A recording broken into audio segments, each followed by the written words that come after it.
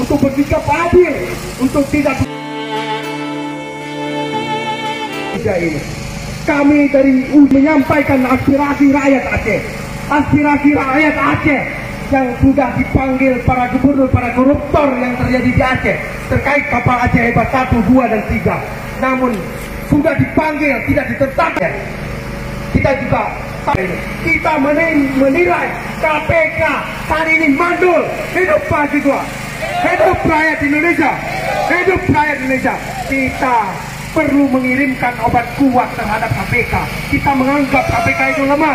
Hidup rakyat Aceh, hidup rakyat Indonesia. Teman-teman sekalian, kita hari ini menyaksikan korupsi di mana-mana. Kita menyaksikan OTT begitu hebat, begitu gagahnya para KPK.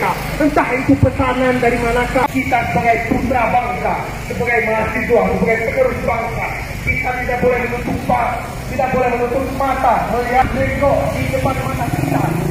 Teman-teman sekalian, kita satu visi, satu misi memberantas korupsi di negeri ini. Gedung Merah ini jangan pernah dicederai, dinodai, dan menjadi tempat baru untuk menyuap, bahkan menggelapkan uang rakyat. Pak Firly, jangan pernah bersekongkol dengan para koruptor. Itu harapan kami. Akhirnya, hidup mahasiswa. Oke, baik teman-teman sekalian.